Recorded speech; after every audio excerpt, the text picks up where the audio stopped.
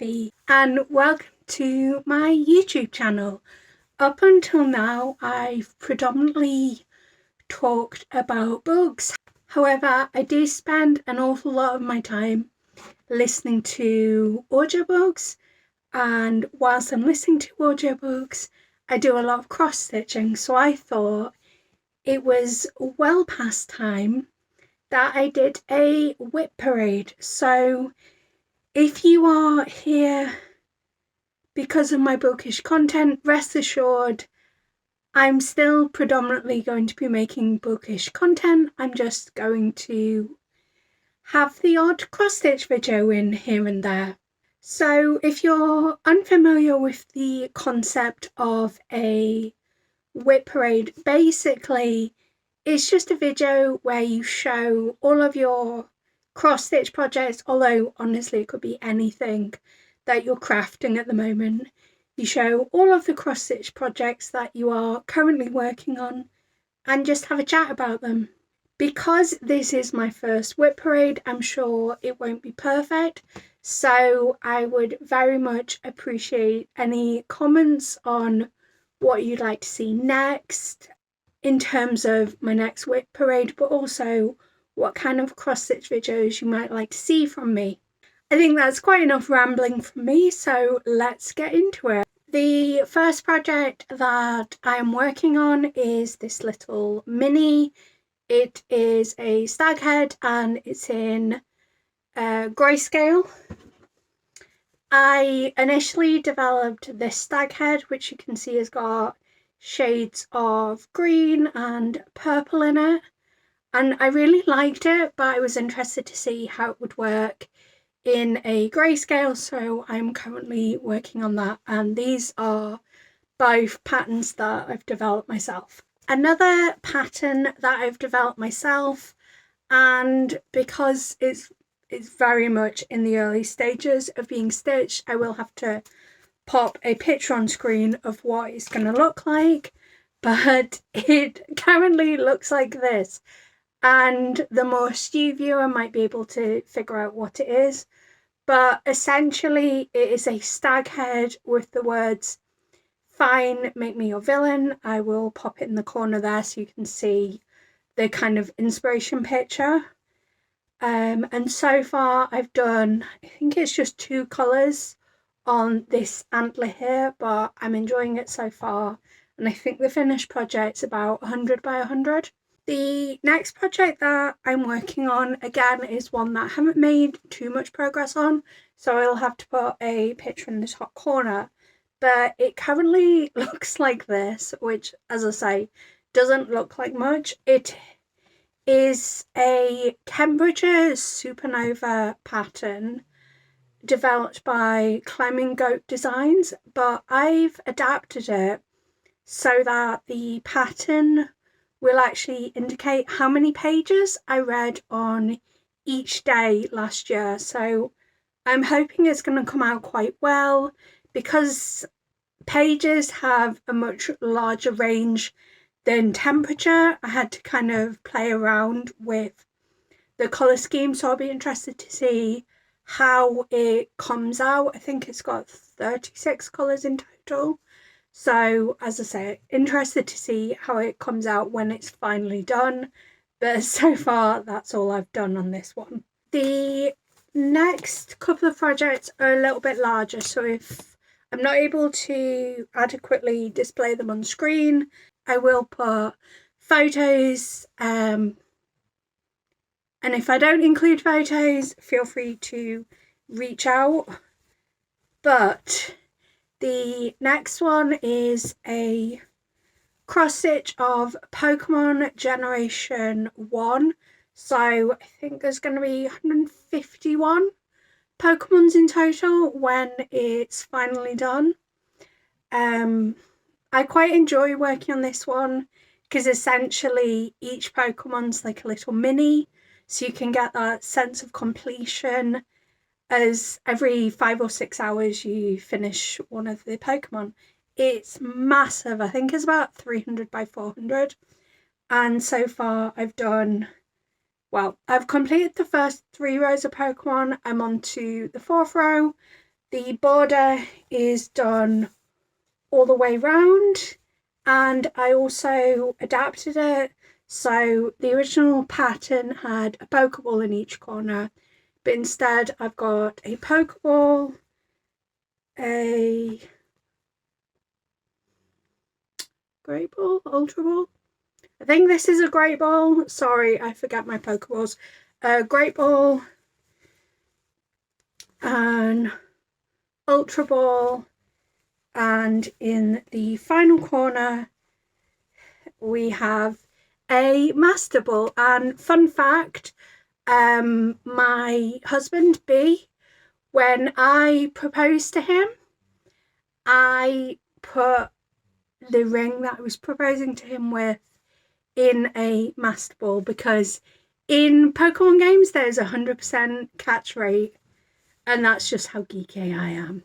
I should also say, except for the patterns that I've developed myself, which, all going well, will be on my Etsy, but all of the patterns will be linked in the description. The next pattern I'm going to show you is still in the hoop, but honestly I haven't made that much progress, and I'm definitely going to have to put a picture on screen for this one, because that's all it currently looks like. It is a full coverage that's, I can't remember if it's 300 or 400. It's quite big. And when it's eventually done, it will be a bookcase. And this pattern was from Maxie's Patterns. Predominantly I buy from Etsy, so it'll all be Etsy links in the description. And this cute needle minder was a present from my best friend. So as you can see, I've only done the first few squares. I'm kind of working on it in like a 3x3 each time, which is why the hoop's still on, but I know it's gonna warp my fabric a bit, so I should take it off the hoop. And I would like to say we're almost done, but I think I've got 3 pieces still to show you. So the next one is the Witchy Stitcher Supernatural Sal. So there's a few little tweaks I've made to it. So at the top it looks like this, and this was, I say copied, but copied with permission. My best friend was also doing this Sal last year and did this really cool black and red title, and I asked if I could copy that, and she said yes. She's always linked in the description if you want to check out her YouTube as well. And I also changed the skulls in the top of this design, so they're with silver metallic thread.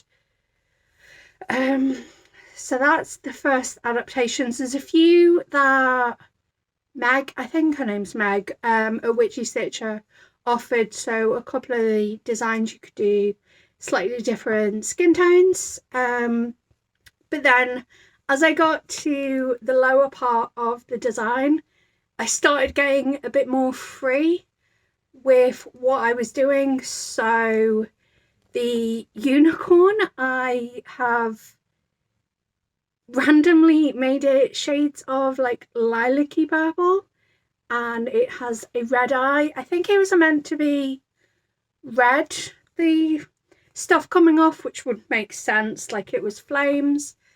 And then what else have I adapted?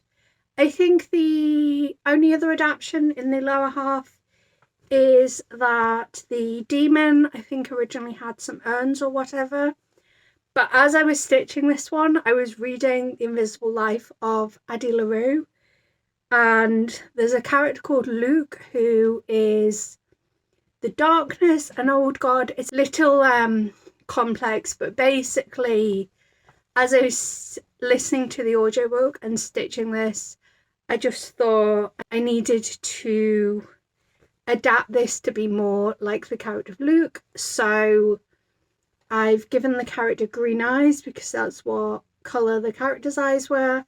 And then I also did kind of wisps in backstitch, which are representative of kind of his smoky eeriness. So in terms of this one, I am pretty close to finishing it. I still have to do a couple of ghosts here. There's meant to be like a cream coloured ghost on either side. And I also need to finish the skulls here. You can see I've only got half a skull there and I need to do a full skull there. Oh, and the final thing I need to do is this pattern has a few French knots, but I am not confident in my ability to do French knots. So I've bought some seed beads. So I'm going to put seed beads on this design wherever it required French knots. The next cross stitch that I'm working on is another witchy stitcher, and I've not made too much progress on this one either. I think I've got a quarter of the border done, but it is the All Hallows bat. This fabric, the threads and the pattern were a gift from my friend. So I think this fabric's from River Hut Designs and it's hand dyed. Very cool. Again, there will be a picture of this design on screen.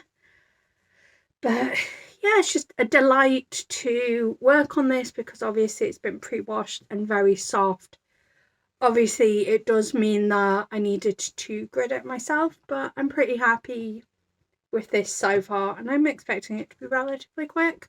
And then I think, yes, the final cross stitch that I'm currently working on, clearly I start all the projects and don't finish them, but the final project I'm working on, it isn't going to look like much at the moment because all I've done is a bit of black and it's on black fabric. But I can just about see it when the light shines through. So it is an astronaut T-Rex, and you can see from the gridding how big the final piece will be. But I'm pretty happy so far, even though if I never have to stitch black on black again, it'll be too soon. And that is all of my current cross stitch work in progresses. If you enjoyed this video, please do give it a like, maybe even consider subscribing if you want more of my face. Comment down below what you're working on, if you enjoy cross stitching while listening to audiobooks, anything really. I love a good natter, and until next time, love you, bye.